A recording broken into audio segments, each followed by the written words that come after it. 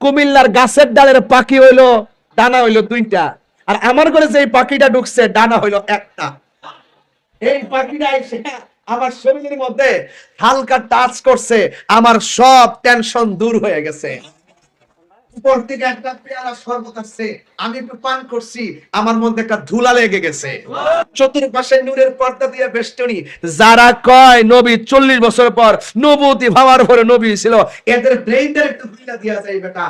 মা আমেনা বলতেছে, আমি দেখছি আমার নাভি মূলের নিচ দিয়া একটা নূরের জ্যোতি বের হইছে, এই নূরের আলোতে আমি দেখেছি শাম দেশের অন্ধকার প্রাসাদগুলো আলোকিত হয়ে গেছে। নূর না মাটি? বলেন নূর না মাটি? তাইলে এতে কোনো সন্দেহ আছে? মা আমেনা কি দেখছে? বলেন না, মা আমেনা কি দেখছে? আল্লাহ যে বলছে কদ জাআকুম মিনাল্লাহি নূর, আমার পক্ষ থেকে নূর এসেছে, নবীর মায়ের জবান মুবারক দিয়ে বলে দিয়েছে। নবী পাকের আদরের স্ত্রী নাম হলো মা আয়েশা, ঠিক নেই? আয়েশা সিদ্দিকা রাদিয়াল্লাহু তাআলা আনহা বলেন, আমার ঘরের সুইটা হারিয়ে গেছে, অন্ধকার আমি খুঁজে পাই না। রাসূলের পাক সাল্লাল্লাহু আলাইহি ওয়াসাল্লাম ঘরে ঢুকছে, পেশানির নূরের আলোতে ঘরটা আলোকিত হয়ে গেছে, অন্ধকারের মধ্যে আমি সুইটা খুঁজে পেয়েছি। তাহলে বোঝা গেল নবী পাক যাকে নিয়ে, যিনি আদরের স্ত্রী ছিলেন, সেই স্ত্রীর মুখ দিয়ে নূরের ব্যাখ্যা, নূরের কথা জানিয়ে দিয়েছেন।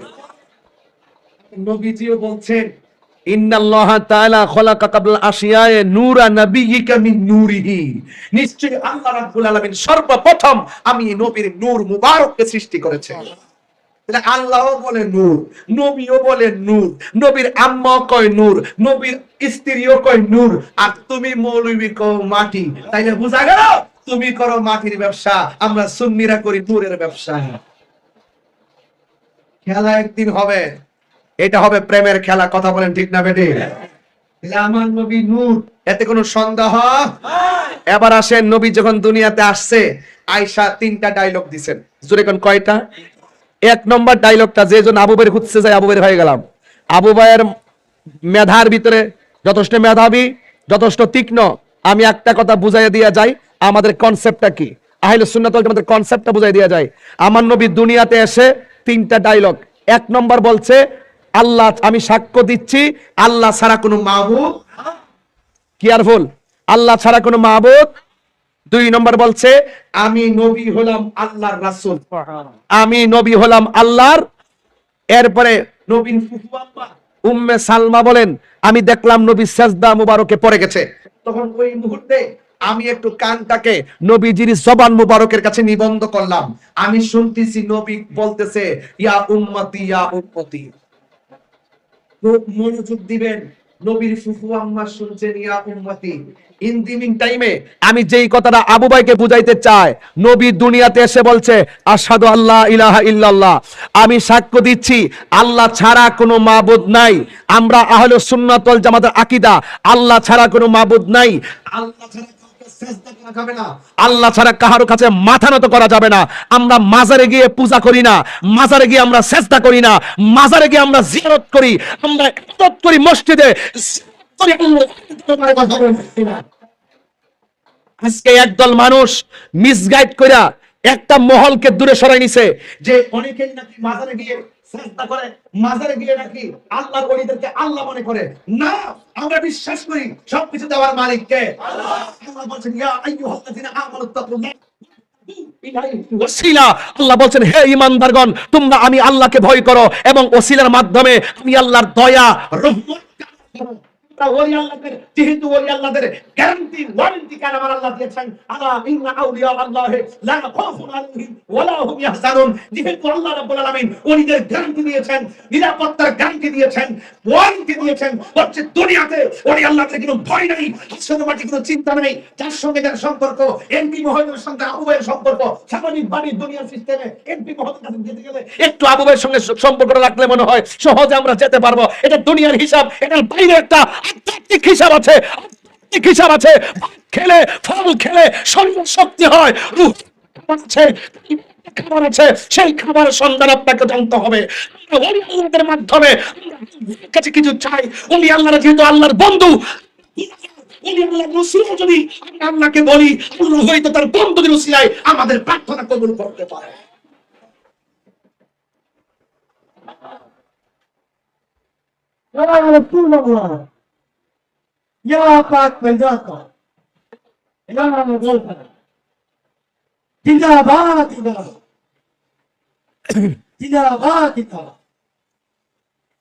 জিন্দাবাদ।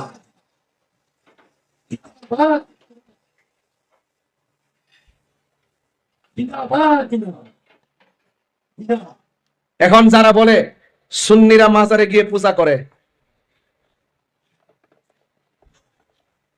কি বলে?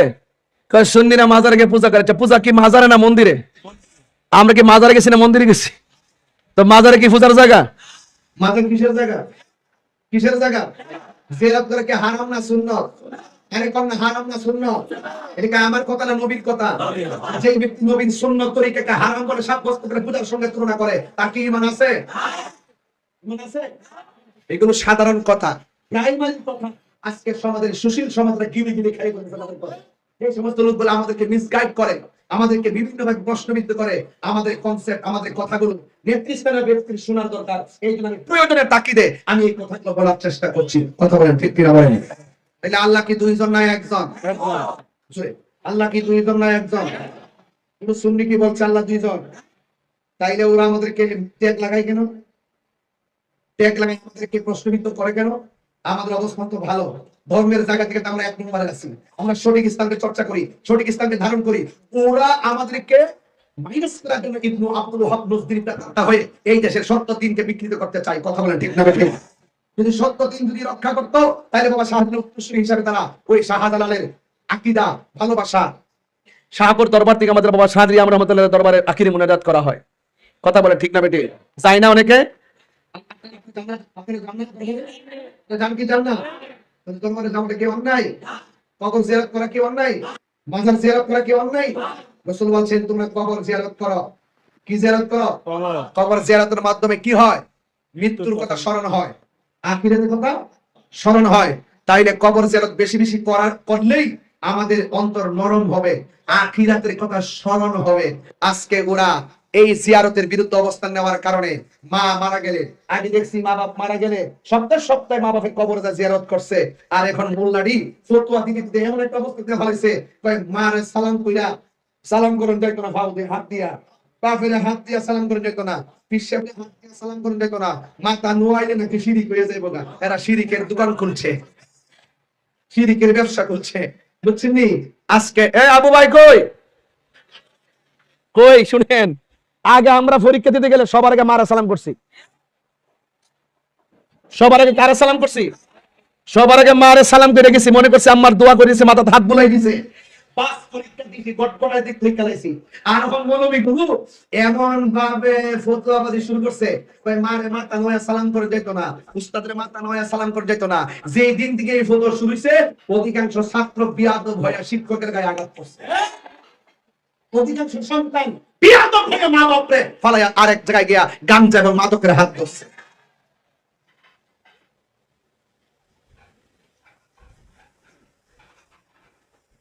কথা কি সঠিক? আর একটু লম্বা করে দিব, আমি সেই দিকে নিতেছি, বোঝার জন্য বলতেছি আর কি। শোনেন, চলবে আমি জানি আপনারা কুমিল্লার মানুষ না, কুমিল্লার মাটি সুন্নিয়তের ঘাটি। তাই ভাইলে তো চাষ করি মারহাবা জোরে কর। এখন জিয়ারত কি চলবে না বন্ধ হবে? মা বাবার খেদমত কি চলবে না বন্ধ হবে? উস্তাদের সঙ্গে ব্যবহার ভালো হবে না খারাপ হবে?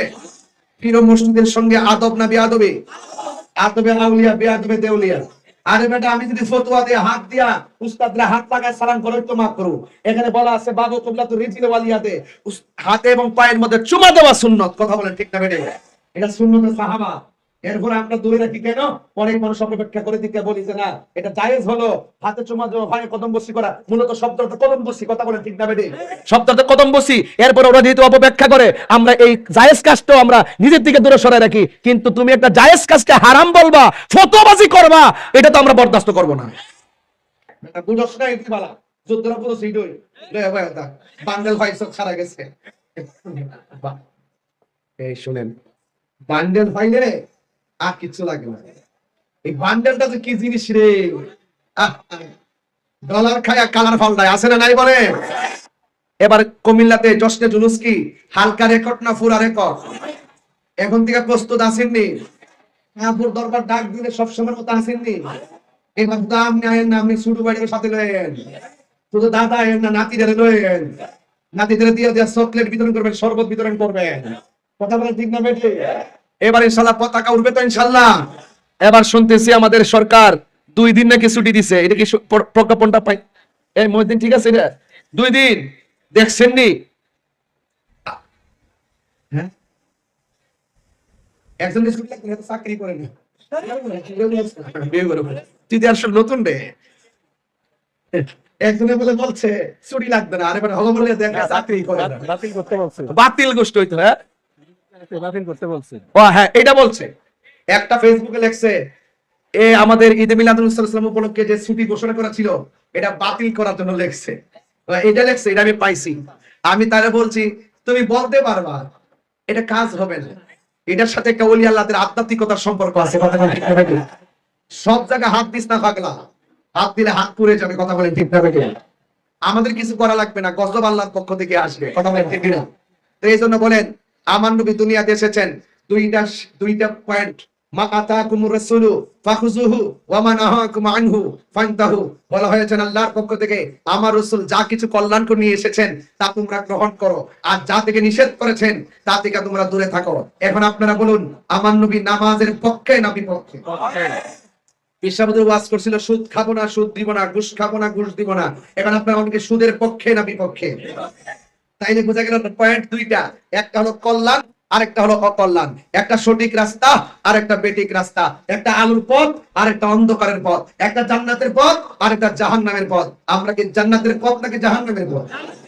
আল্লাহু ওয়ালিয়ুল্লাযিনা আমানু ইখরিজুহুম মিনাজ যুলুমাতি ইলান নূর। যদি ঈমানদার হতে পারো, প্রেমিক হতে পারো, আল্লাহ পাক অন্ধকার থেকে বের করে তোমাকে এনে আলোর দিকে নিয়ে যাবে। যেই আলোর পথ হলো পুল সিরাত, সেই পুল সিরাত পার হয়ে আমরা জান্নাতে চলে যেতে পারবো।